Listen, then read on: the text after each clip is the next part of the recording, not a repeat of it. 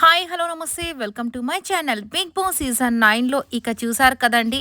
ఇక third promo కూడా వచ్చేసింది. సో థర్డ్ ప్రోమో ఇక లాస్ట్ ఫైనల్ స్టేజ్కి వచ్చేసింది బిగ్ బాస్ కూడా.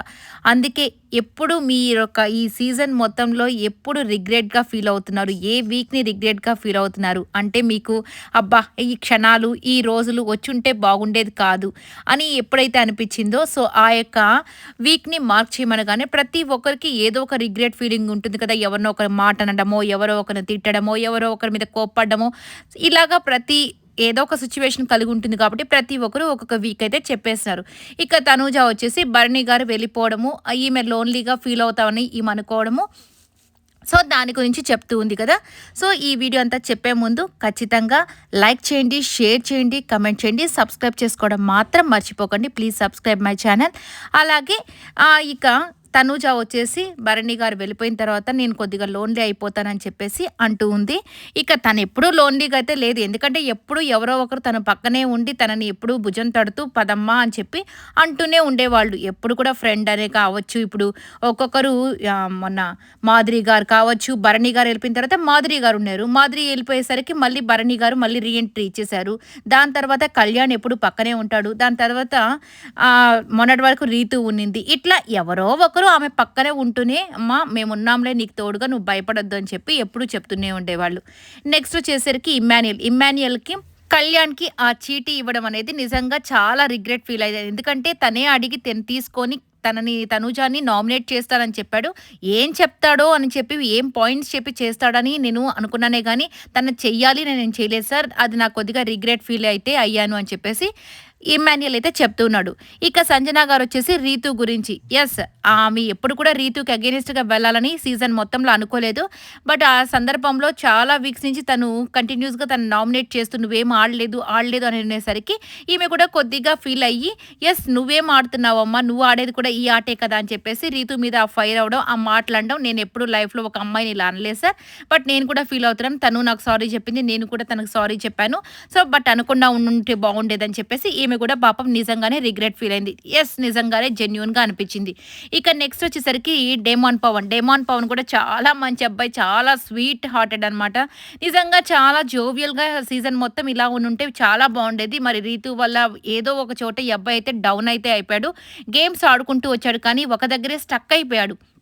ఇంకా అందుకని తనలో ఉన్న ఫన్ యాంగిల్ ఎక్కడ కనిపించలేదు.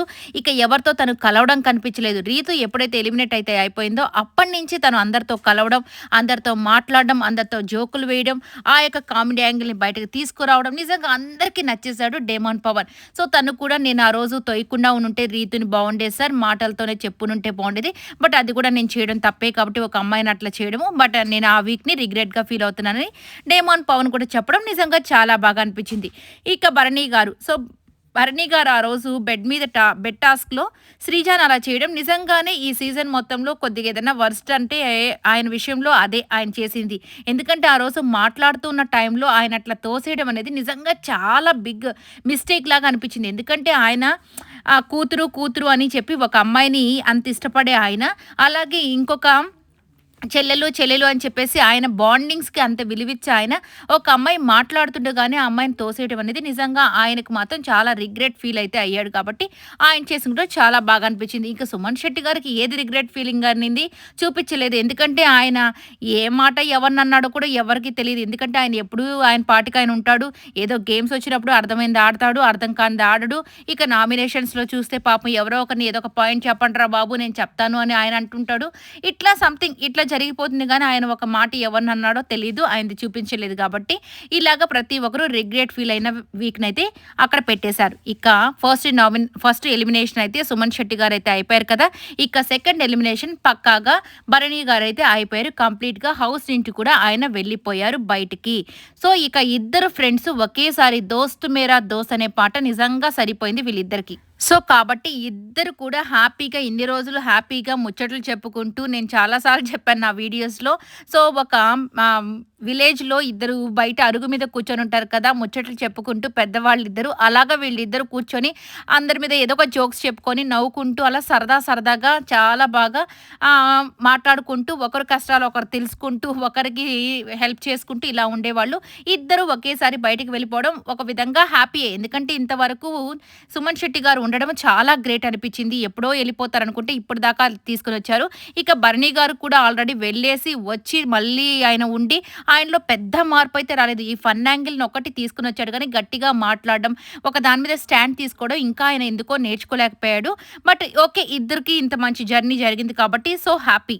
ఇక వీళ్ళ జర్నీ మొత్తం కూడా కంపోజ్డ్‌గానే అయిపోయింది. పెద్దగా ఎక్స్‌పెక్టేషన్స్ ఏమీ లేవు. ఇప్పుడు భరణి గారు వచ్చిన తర్వాత చాలా ఎక్స్‌పెక్టేషన్స్ పెట్టుకున్నారు. కానీ ఏం చేయలేకపోయాడు. ఎందుకంటే ఇక ఇప్పుడు గట్టిగా మాట్లాడినా గానీ వెళ్ళిపోయి వచ్చిన తర్వాత మాట్లాడినా అది కొద్దిగా వేరుగా ఉంటుంది. ఇక ఆయన బంధాలు, బంధుత్వాల వల్ల ఆయన గేమ్ అంతా పోగొట్టుకున్నాడు. దాని తర్వాత మళ్ళీ వచ్చారు దివ్యతో గొడవలు. సో, దివ్య వెళ్ళిపోయిన తర్వాత ఈయనకు గొడవలైతే తగ్గాయి. ఇక తనూజ ఈ అమ్మాయి ఒకసారి స్టాండ్ తీసుకుంటుంది. ఒకసారి స్టాండ్ తీసుకోదు.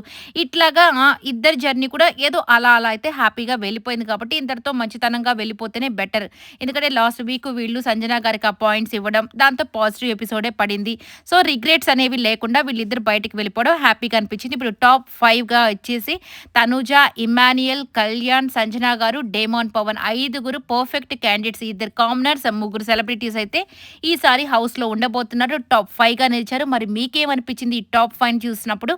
మీకేమనిపించిందో కమెంట్ అయితే చేసేసేయండి. నిజంగా ఈ యొక్క సీజన్ మాత్రం చాలా హ్యాపీ ఎండింగ్ అయితే జరగబోతుంది. ఇక 1 వీక్ మాత్రమే ఉంది కదా! సో, ఇప్పటి వరకు గొడవలు, కుట్రలు, కుతంత్రాలు, ప్లానింగ్‌లు వేసి అలసిపోయారు కదా! ఈ వారం మాత్రం హ్యాపీగా ఉంటారు. ఇంకొంతమంది సెలబ్రిటీస్ వచ్చి సాంగ్స్ పాడడము, ఈ రోజంతా అదే ఉంటుంది. ఈరోజు, రేపు అంతా. ఇక నెక్స్ట్ వీక్ అంతా అంతా ఫన్ జోన్ లాగా అయిపోతుంది కాబట్టి ఇక మీ ఓట్లయితే కంపల్సరీ వేసుకోండి. ఇప్పుడు టాప్ 5కి కాదు కానీ ఇక విన్నర్ క్వాలిటీస్ ఎవరికున్నాయో వాళ్ళు ఆ ట్రోఫీ పొందుకోవాలని మనస్ఫూర్తిగా కోరుకుంటున్నాను. మీరు కూడా కోరుకుంటే ఖచ్చితంగా ఓటైతే ఖచ్చితంగా వేయండి. ఇక మిస్డ్ కాల్స్ కూడా కంపల్సరీ ఇచ్చేసేయండి. హాట్‌స్టార్‌లో కూడా ఖచ్చితంగా మిస్డ్ కాల్స్ అయితే ఇవ్వండి. ఈ వీడియో అంతా మీకు నచ్చినట్టయితే లైక్ చేయండి, షేర్ చేయండి, కమెంట్ చేయండి. సబ్స్క్రైబ్ చేసుకోవడం మాత్రం మర్చిపోకండి.